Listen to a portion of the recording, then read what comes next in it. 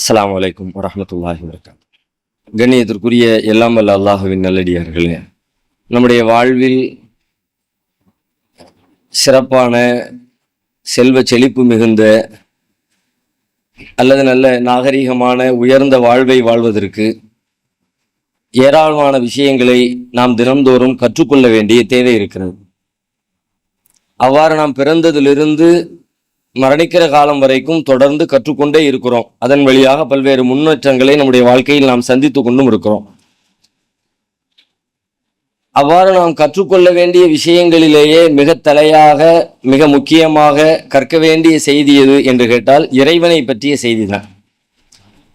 அல்லாஹ்வை பற்றிய அறிவுதான் நாம் அறிந்து கொள்ள வேண்டிய அறிவிலே ஆகச் சிறந்த மிக முக்கியத்துவம் வாய்ந்த அறிவு. இப்போ நம்முடைய மார்க்கத்தில் நம்பிக்கைகள் அப்படின்ற பட்டியல் எடுத்தோம்னா ஆமன்து பில்லா, அல்லாஹ்வை நம்புறது அதான் அதில் முதலிடம் அப்படின்னு சொல்கிறோம். நம்புறது அப்படின்னு சொன்னால் அது வெறுமனே தெரிஞ்சு வைக்கிறதுக்கு பேர் நம்புறது இல்லை. அதை தாண்டியது நம்பிக்கை அப்படின்னு சொல்கிறது ஒரு உறுதியான நீண்ட அறிவுக்கு பிறகு, ஒரு நீண்ட அனுபவத்திற்கு பிறகு சந்தேகத்திற்கே இடமில்லாத ஒரு நிலை வந்து நிற்குமே, அப்படிப்பட்ட ஒரு உறுதிப்பாட்டுக்கு பேர் தான் நம்பிக்கை என்பது. அல்லாஹ் இருக்கிறான் என்று வெளிப்படையாக சொல்கிறதோ அல்லது மேலோட்டமாக சொல்கிறத ஏற்றுக்கிறதோ அதுக்கு பேர் நம்பிக்கை இல்லை. ஏதோ தெரிஞ்சு வச்சிருக்கிறோம், ஒரு விஷயத்தை நம்ம ஏற்றுக்கிறோம் அப்படின்னு அர்த்தம். ஆனால் நம்புதல், நம்பிக்கை என்பது அதையெல்லாம் விட ஆழமானது, அதையெல்லாம் விட அடுத்த கட்டத்தை சார்ந்தது. அது அப்படித்தான் இருக்கணும் அல்லாஹ்வுடைய நம்பிக்கை என்று அல்லாஹ் நமக்கு வலியுறுத்துகிறான். அல்லாஹ்வை அறிந்து வைத்திருத்தல் என்பதை தாண்டி அல்லாஹ்வை நம்பி இருத்தல் என்பதுதான் இஸ்லாம் போதிக்கிறார். அல்லாஹ்வை நம்பணும். அல்லாஹ்வை நம்புறதுன்னா அல்லாஹ்வை பற்றி நிறைய விஷயங்கள் நமக்கு தெரியும். பொதுப்படையாக அல்லாஹ் தன்னை பற்றி நிறைய சொல்கிறான். அதையெல்லாம் நம்ம நம்பி இருக்கிறோம் தான். அல்லாஹ் தான் படைச்சான், அல்லாஹ் தான் அழிப்பான், அல்லாஹ் தான் காக்கிறான், அல்லாஹ் தான் நிர்வகிக்கிறான் என்று அல்லாஹ் தன்னை பற்றி நிறைய சொல்கிறான். அதை தாண்டி அல்லாஹ் ரப்புல் ஆலமீன் தன்னை பற்றி அறிந்து கொள்ள வேண்டிய தனித்தனியான பல்வேறு பண்புகளை நமக்கு சொல்லித்தர்றான்.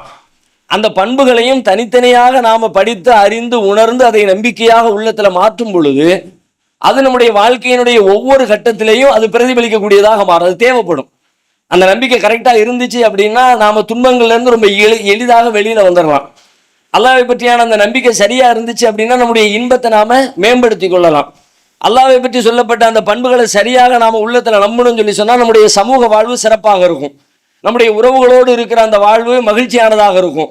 ஒரு நாகரீகமான மனிதனாக, நல்ல ஆரோக்கியமான மனிதனாக, நல்ல ஒழுக்கமுள்ள மனிதனாக, நல்ல செழிப்புள்ள மனிதனாக, நல்ல அறிவுள்ள மனிதனாக, இப்படி எல்லா விஷயத்திலையும் எதெல்லாம் நல்லது சிறந்ததுன்னு சொல்கிறோமோ அந்த மாதிரியான ஒரு நிலையை அடைவதற்கு அல்லாஹ்வை பற்றியான அறிவு நமக்கு உதவும். அல்லாஹ்வை பற்றியான அறிவு பெரும்பாலும் நம்ம எப்படி புரிஞ்சிருக்கோம்னு கேட்டால் அது ஒரு மார்க்க ரீதியானது, அது ஒரு ஆன்மீக ரீதியானது. அந்த நம்பிக்கையோடு நம்ம சுருக்கி வச்சிருக்கிறோம். அது நம்முடைய வாழ்க்கையின் ஒவ்வொரு கட்டத்திலையும் பிரதிபலிக்கும், எல்லா நிலைகளையும் சம்பந்தப்பட்டிருக்கிறது. அதனால தான் அல்லாஹ் பொதுப்படையாக தன்னை பற்றி சொன்னதை விட தனித்தனியாக தன்னை பற்றி ஏராளமாக சொல்லியிருக்கிறான். பொதுப்படையாக அல்லாஹ் சொன்ன எல்லா விஷயங்களும் நமக்கு அல்லாஹ் படைப்பாளன், அது பொதுப்படையாக சொல்லியிருக்கான். எல்லாத்தையும் அல்லாஹ் படைச்சிருக்கிறான். இன்னல்லாஹ் அலா குல்லி ஷைஇன் கதீர், எல்லா விஷயத்தின் மீது அல்லாஹ்வுக்கு ஆற்றல் இருக்கிறது, எல்லாம் செய்ய முடியும் அல்லாஹ்வுக்கு, பொதுப்படையானது. இது உள்ளுக்குள்ள எல்லா விஷயங்களும் அடங்கி இருக்கிறது. இந்த வார்த்தையை சிந்திச்சோம்னா இன்னல்லாஹ் அலா குல்லி ஷைஇன் கதீர் அப்படிங்கிற இந்த ஒரு வார்த்தையை நீங்கள் நல்ல நிதானமாக சிந்திச்சாலே அல்லாஹ்வை பற்றியான எல்லா செய்திகளும் இதுக்குள்ள இருக்குதான்.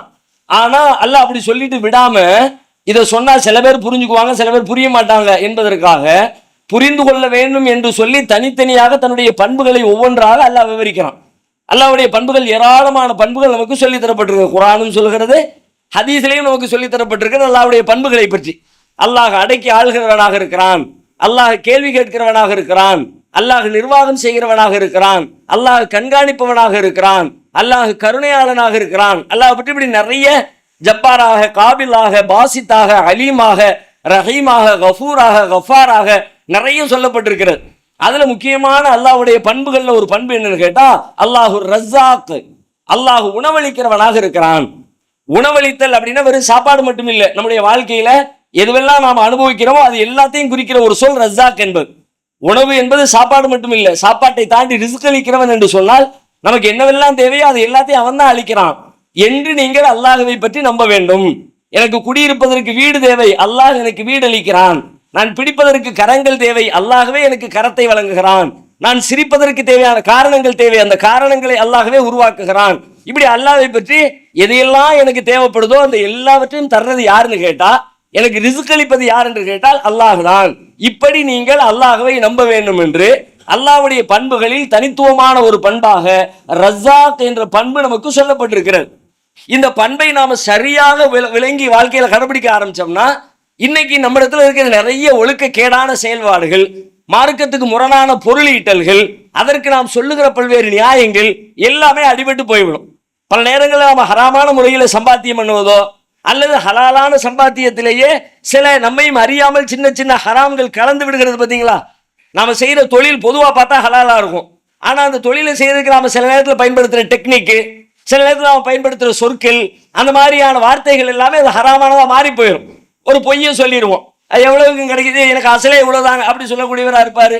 அது ரூபாய்க்கு ஒரு சாமான் நல்லா தெரியும், இது ரொம்ப நல்ல உழைக்கும்னு சொல்றவராக இருப்பாரு.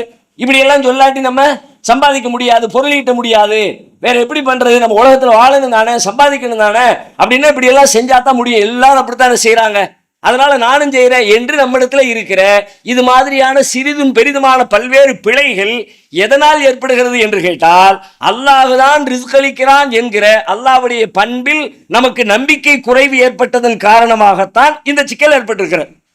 ரிஸ்க் அளிக்கிறவன் அவன் என்று தெரிந்தால் வரவே வராது நம்முடைய வாயில. தலையில லட்சங்கள் கோடியை கொடு, மொத்த உலகத்தையுமே கையில கொண்டு கொடு, அப்படி கொடுக்கறதுக்கு ரெடி, இந்த மாதிரி ஒரு பொய்யை சொல்லு, இப்படி மட்டும் பேசிடு, அவனை நம்ப வச்சிரு, முடிஞ்சு போச்சு, ஒரே நாள்ல 10 லட்சம் ரூபாய் சம்பாதிச்சிடலாம், என்ன சொல்லப்பட்டாலும் தெரியலாம், கண்ணுக்கு முன்னாடி காட்டப்பட்டாலும் தெரியலாம். ஏன்னா அப்படி காட்டப்படுகிறது. அது மாதிரி பொய் பேசி சம்பாதிக்கிறாங்கனால நாம நேர்மையாத்தான் இருப்பேன், உண்மையாத்தான் இருப்பேன்னு சொல்லும்போது நம்முடைய வருமானத்தின் அளவு குறைவாக இருக்கிறது.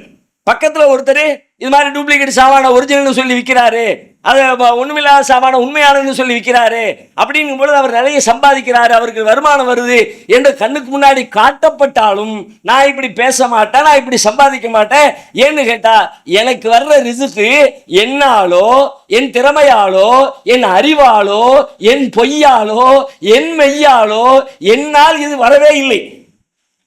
இது தர ரஸாக்கு, அவன்ல ரஸாக்கு, அவன்ல ரிஸ்க் அளிக்கிறான், அவன் எனக்கு ரிஸ்க் அளிக்கணும்னு முடிவெடுத்தா அவன் ரிஸ்க் வந்து முடிஞ்சு போச்சு. அது எந்த ரூட்ல வேணாலும் வரும். அல்லாஹ் தான் ரிஸ்க் அளிக்கிறவன். நீங்க வேற எதன் மீது நம்பிக்கை கொள்ளாதீங்க.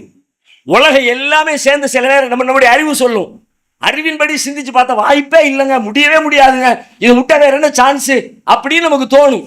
அல்லாஹ்வுடைய மார்க்க விதிகளை மீறி அதை செய்ய வேண்டிய கட்டாயம் வந்தால், உலகமே ஒன்றை நம்பினாலும் ஒட்டுமொத்த உலகமும் சேர்ந்து கொண்டு இதை விட்டால் வேற வழியே இல்லை என்று சொன்னாலும் நீங்கள் அந்த பக்கம் போகாதீங்க அல்லாஹ் சொல்றான். ஏன்னா ரிஸ்க் அளிக்கிறது இந்த உலகம் இல்லை, படைச்ச ரப்புல் ஆலமீன் நான் ரிஸ்க் அளிக்கிறேன். திருமறை குர்ஆன் இதுக்கு ஒரு வரலாற்று சான்றை நமக்கு சொல்லி காட்டுகிறது. நபி ஸல்லல்லாஹு அலைஹி வஸல்லம் அவங்களுடைய காலத்தில் அவங்க ஜும்மாவுடைய தொழுதுகிட்டு இருக்கும் பொழுது ஒரு வியாபார கூட்டம் ஒன்று வெளியிலிருந்து வர்றாங்க.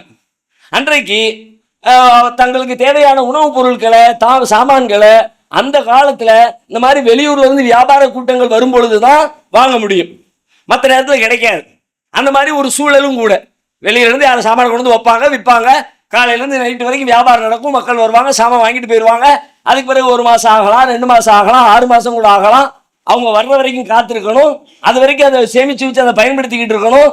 இல்லாட்டி அவங்களுக்கு பயன்படுத்துறதுக்கு எந்த உணவுப் பொருளும் இல்லாம, சாப்பாடு இல்லாம, தேவைக்கான பொருட்கள் இல்லாம சிரமப்படுகிற ஒரு சூழல் ஏற்பட்டு விடலாம். இப்படியான ஒரு காலகட்டத்தில் ஜும்மாவுக்கு நிற்கிறாங்க. அல்லாஹ் சொல்லி காட்டுறான், ரசூலுல்லாஹ் ஜும்மா தொழுகை நடத்திக்கிட்டே இருக்கும் பொழுது பின்னாடி சத்தம் கேட்குது, எப்பா வியாபார கூட்டம் வந்துருச்சு, என்ன பண்றது, இப்போ விட்டோம், முடிஞ்சு போச்சு, இனிமே நாம 6 மாசத்துக்கு காத்து கிடக்க வேண்டியது இருக்கும், அதனால தொழுகையை கூட பிறகு வந்து தொழுதுக்கலான்னு ரசூலுல்லாஹ் தொழுகை நடத்திக்கிட்டே இருக்கிறாங்க. சஹாபாக்கள் தொழுகையை விட்டுட்டு பின்னாடி போயிட்டாங்க. ஏன் போனாங்க?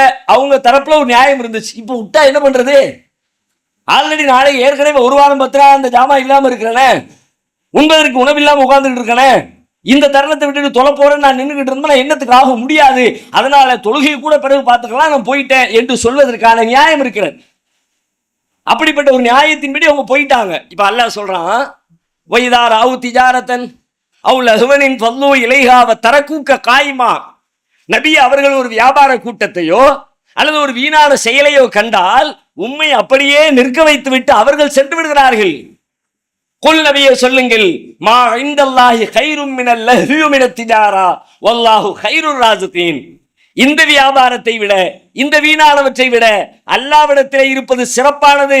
வல்லாஹு கைருர் ராஸிகீன், ரிஸ்க் அளிக்கிறவர்களில் அல்லாஹ்வே ஆகச் சிறந்தவன் என்று நபியே நீங்கள் சொல்லுங்கள். இவங்க அல்லாஹ் என்ன சொல்றான், உன் கண்ணு படி, உன் அறிவு படி, உன் சிந்தனை படி இதை விட்டா எனக்கு ரிஸ்க் இல்ல.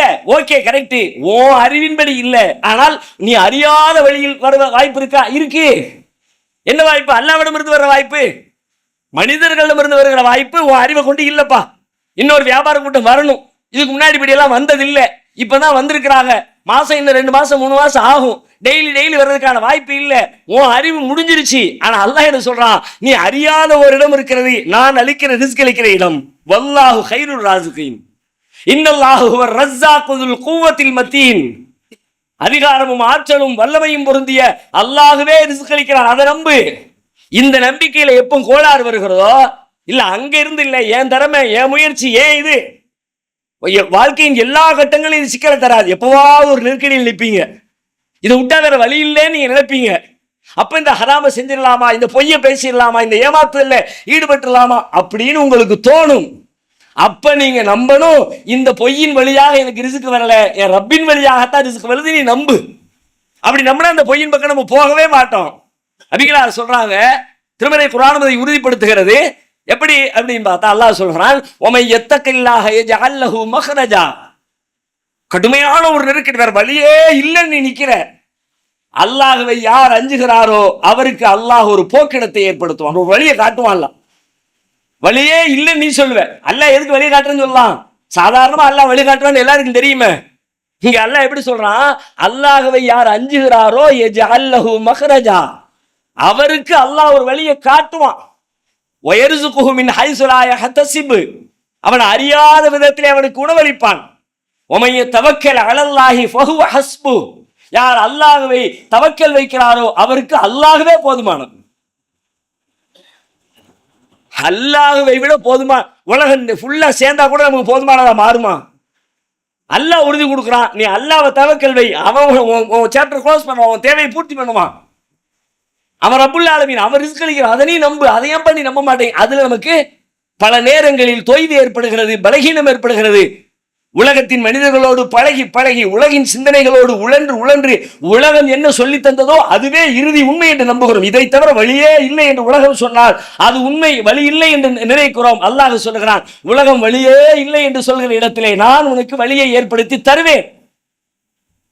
யாரு சொல்ற உத்தரவாதம்? நீங்களோ நானோ சொல்ற? அல்லாஹ் சொல்ற உத்தரவாதம். மூசா நபிக்கு கொடுத்தான்ல, உலகம் என்ன சொல்லிச்சு? முன்னாள் கடல் வழியே இல்லை, கடல்ல என்னப்பா மாட்டிக்கிட்டா செத்தோம், உள்ள உளுந்தா அழிஞ்சோம், வழி வந்துச்சா இல்லையா? முன்னாள் நெருப்பு, இப்ராஹிம் அலைஹிஸ்ஸலாத்துக்கு வழி வந்துச்சா இல்லையா? உள்ளத்துக்கு நெருப்புல போட்டாங்க, நெருப்புல உளுந்தா செத்தோம், தண்ணியில உளுந்தா செத்தோம், கடல்ல உளுந்த செத்தோம். நம்ம அறிவு சொல்லுமா இல்லையா? ஆமா சொல்லும். யாராவது மாத்தி சொல்லுவோமா? உலகமே மாத்தி சொல்ல.